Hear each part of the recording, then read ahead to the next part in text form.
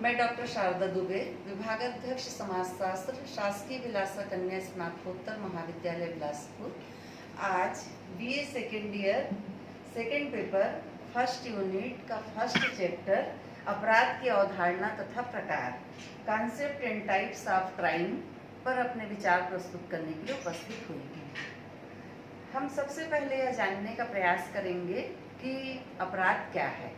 अंग्रेजी का जो क्राइम शब्द है वह लैटिन भाषा के क्राइमेन शब्द से बना है। CRIMEN शब्द से बना है, जिसका अर्थ होता है विलग होना। विलग होने का मतलब है कि जो सामाजिक व्यवहारों से विलग है। सामाजिक व्यवहारों से विलग का तात्पर्य यह है कि समाज ने जिन व्यवहारों को उचित माना है, जिन मूल्यों को सामाजिक मूल्य माना है, जिन मानदंडों को समाज करने के लिए प्रेरित करता है, उनके विपरीत व्यवहार करना, इससे समाज को हानि होती है। वर्तमान समय में ऐसे सभी व्यवहार को अपराध नहीं कहा जाता है, बल्कि जिन व्यवहारों को कानून ने अपराध घोषित किया है, जिनको करने पर दंड की व्यवस्था की गई है, उसे अपराध कहा जाता है। प्राचीन समय में जैसे सती होना अपराध नहीं था, विधवा पुनर्विवाह करना अपराध था। वर्तमान समय में उसके विरोध में अब कानून बन चुका है, इसलिए आज के समय में यदि कोई विधवा पुनर्विवाह करता है तो वह अपराध नहीं है। परंतु यदि कोई सती प्रथा कराता है, सती होने के लिए बाध्य करता है, तो वह अपराध है। तो समय के साथ साथ जो हमारे सामाजिक मानदंड हैं, जनरीतियाँ, प्रथा, परंपरा है, उनके विरोध में जो कानून बने हैं, यदि व्यक्ति उसके विपरीत व्यवहार करता है तो वह दंड का भागीदार होता है और उसे अपराधी घोषित किया जाता है। जैसे बाल विवाह करना वर्तमान समय में अपराध है, जैसे दहेज लेना वर्तमान समय में अपराध है। बहुत सारे जो सामाजिक मानदंड हैं वो वर्तमान समय में बदल गए हैं। पहले के समय में बाल विवाह करना उचित माना जाता था, दहेज दिया जाता था, परंतु अब अपराध घोषित होने के बाद यदि ऐसा किया जाता है तो वह कानूनन दंड का भागीदार होगा। कौन सी बातें अपराध के अंतर्गत आती हैं और कौन सी नहीं आती हैं, यह जानने के पहले हम यह देख लेते हैं कि अपराध की वैधानिक या कानूनी परिभाषा क्या है और उसकी समाजशास्त्रीय अवधारणा क्या है।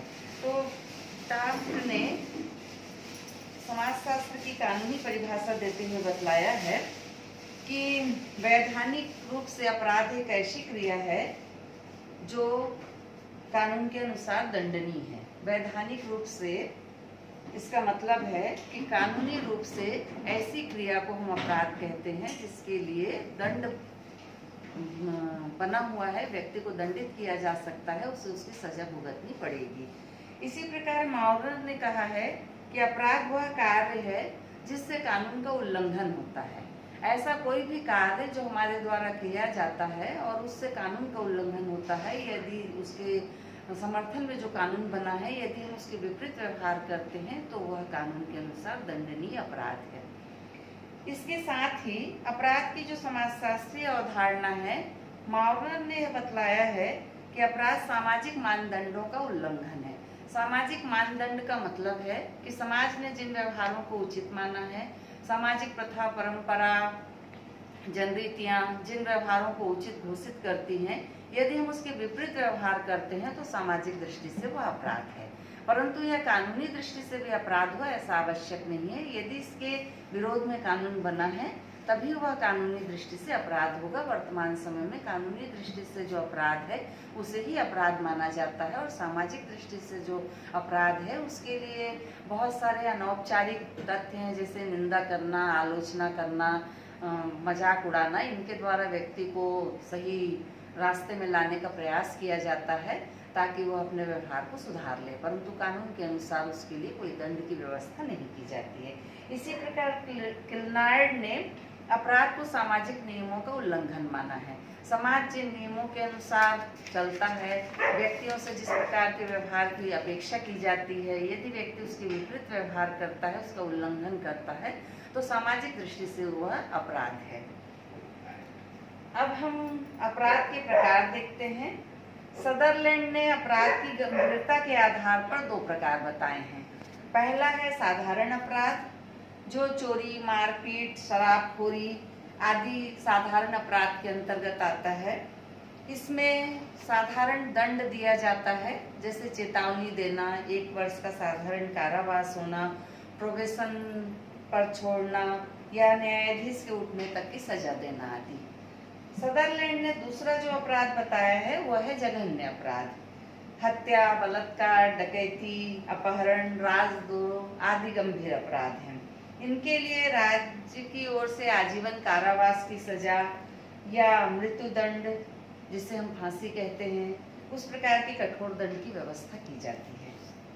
इसी प्रकार एक समाजशास्त्री हैं वोल्जर, इन्होंने जो वर्गीकरण किया है उसमें पहला है आर्थिक अपराध। आर्थिक अपराध में डकैती, लूट, चोरी, गबन, तस्करी आदि है। दूसरा प्रकार उन्होंने बतलाया है यौन अपराध। यौन अपराध में बलात्कार, वेश्यावृत्ति, अप्राकृतिक व्याभिचार, वेश्यागमन आदि है। तीसरा प्रकार उन्होंने बतलाया है राजनीतिक अपराध। देशद्रोह, सत्ता का दुरुपयोग, राजकीय कार्य में बाधा उत्पन्न करना, सांप्रदायिकता की भावना भड़काना, व्यवस्था के विरुद्ध नारेबाजी करना आदि राजनीतिक अपराध हैं। चौथा प्रकार उन्होंने बतलाया है अन्य अपराध। ये जो अन्य अपराध है बदला लेने की भावना से किया जाता है, जैसे किसी को मारना, पीटना, हानि पहुंचाना, सार्वजनिक संपत्ति को नुकसान पहुंचाना आदि। इसके बाद हेज नामक समाजशास्त्री ने अपराध का वर्गीकरण किया है। इन्होंने बतलाया है पहला व्यक्ति के विरुद्ध अपराध। व्यक्ति के विरुद्ध जो अपराध है वह है हत्या करना, मारपीट करना, मानहानि, बलात्कार आदि। दूसरा प्रकार उन्होंने बतलाया है संपत्ति के विरुद्ध अपराध। संपत्ति के विरुद्ध अपराध के अंतर्गत चोरी, डकैती, लूट, गबन आदि को रखा गया है। तीसरा व्यवस्था के विरुद्ध अपराध, इसमें शांति भंग करना, धारा 144 का उल्लंघन करना, अभद्र व्यवहार, छेड़खानी, मद्यपान, गाली देना आदि है। एक और समाजशास्त्री हैं किलनार्ड और क्विने, उनका जो वर्गीकरण है उसमें उन्होंने पहला प्रकार बतलाया है हिंसात्मक व्यक्तिगत अपराध। इसमें आक्रमण करना, बलात्कार और हत्या आदि है। दूसरा है संपत्ति संबंधी आकस्मिक अपराध। इसमें दस्तावेजों पर जाली हस्ताक्षर करना, चेक पर झूठे हस्ताक्षर कर उसे भुनाना, कलात्मक वस्तुओं को पार करना एवं दुकानों में चोरी करना आदि है। तीसरा प्रकार है व्यावसायिक अपराध। इसमें मिलावट करना, कालाबाजारी करना, गबन और झूठे विज्ञापन देना आदि है। चौथा है राजनीतिक अपराध, जासूसी, तोड़फोड़ करना, राजद्रोह आदि। पांचवा सार्वजनिक व्यवस्था संबंधी अपराध है। इसमें आवारागर्दी करना, वेश्यावृत्ति करना, सड़क के नियमों का पालन न करना, समलैंगिकता, शराब पीकर बखेड़ा खड़ा करना आदि है। पांचवा है परंपरागत अपराध। इसमें डकैती, लूटमार, अपहरण और गिरोह तथा संगठन बना करके अपराध करना या चोरी करना आदि है। सातवां है संगठित अपराध। ये विभिन्न देशों के बीच में सोना, अफीम, गांजा, चरस आदि का व्यापार करना अंतर्राष्ट्रीय गिरोह के द्वारा सब किया जाता है, या जुआ सट्टा खिलाना, दस्युता, वेश्यावृत्ति कराना, मानव तस्करी आदि इसके अंतर्गत आता है। आठवां है पेशेवर अपराध, जेब काटना, चोरी करना, उठाईगिरी करना, नकली नोट छापना आदि। इसके बाद में अपराध के जो प्रकार हैं वो अपराधों की संख्या के आधार पर बताए गए हैं। इसमें पहला है व्यक्ति के विरुद्ध अपराध, हत्या, मारपीट, बलात्कार आदि। दूसरा है संपत्ति के विरुद्ध अपराध, चोरी, डकैती, लूट आदि। तीसरा है राज्य के विरुद्ध अपराध, राजद्रोह, जासूसी आदि। चौथा है व्यवस्था के विरुद्ध अपराध, मदिरापान, जुआ, वेश्यावृत्ति, उपद्रव फैलाना आदि। पांचवा है न्याय के विरुद्ध अपराध, अपराधी घोषित होने पर सजा न भुगतना, न्यायालय का अपमान करना आदि है। भारत में 3 प्रकार के अपराध माने गए हैं। पहला है भारतीय दंड विधान, इंडियन पेनल कोड के द्वारा दंडनीय अपराध, जिसमें हत्या, मारपीट, अपहरण, चोरी, लूट, सार्वजनिक अशांति पैदा करना, मानहानि, विश्वासघात, धोखा आदि है। दूसरा है दंड प्रक्रिया संहिता, कोड ऑफ क्रिमिनल प्रोसीजर द्वारा दंडनीय अपराध, जिसमें दुर्व्यवहार करना, शांति भंग करना। तीसरा है ऐसे अपराध जो स्थानीय एवं विशिष्ट कानूनों के द्वारा दंडनीय है, जैसे उन राज्यों में शराब पीना जहां पूर्ण शराबबंदी लागू है। इसके बाद अपराधियों का वर्गीकरण किया गया है। सदरलैंड ने 2 प्रकार के अपराधी बताए हैं। पहला है निम्न वर्गीय, जिनकी आर्थिक स्थिति अच्छी नहीं होती है, जो साधारण अपराध करते हैं परंतु पुलिस के द्वारा पकड़ लिए जाते हैं। दूसरा श्वेत वसन अपराध, जो प्रतिष्ठित और उच्च वर्ग के साधन संपन्न लोगों के द्वारा किए जाते हैं।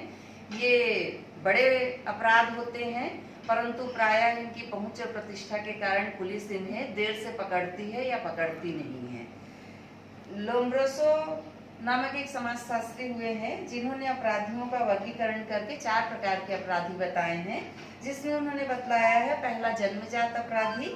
इन्होंने 15 प्रकार के शारीरिक लक्षण बताए हैं। ये यदि किसी व्यक्ति में वंशानुक्रमण से होता है तो ये मान करके चलते हैं कि ऐसा व्यक्ति अपराधी होता है। दूसरा पागल अपराधी, तीसरा आवेग युक्त अपराधी और चौथा आकस्मिक अपराधी। कभी कभी आकस्मिक परिस्थितियों के अनुसार भी व्यक्ति अपराध कर लेता है, उसका अगला पिछला रिकॉर्ड अपराध का नहीं होता है। इसके बाद हेज नामक समाजशास्त्री ने अपराधियों का वर्गीकरण किया है और उन्होंने बतलाया है। प्रथम अपराधी, जो केवल एक ही बार अपराध करता है। दूसरा आकस्मिक अपराधी, जो किसी आकस्मिक परिस्थिति के अनुसार अपराध करने के लिए बाध्य हो जाता है। तीसरा आदतन अपराधी, जो बार बार अपराध करते रहता है। और चौथा पेशेवर अपराधी, जो व्यवसाय के रूप में अपराध को अपनाते हैं, ऐसे सब लोग। इस प्रकार हम देखते हैं कि अपराध का वर्गीकरण समाजशास्त्रियों के द्वारा किया गया और अपराधियों का वर्गीकरण किया गया है, जिससे हम समाजशास्त्री और कानूनी दोनों दृष्टिकोण से अपराध और अपराधियों के बारे में समझने में समर्थ होते हैं। धन्यवाद।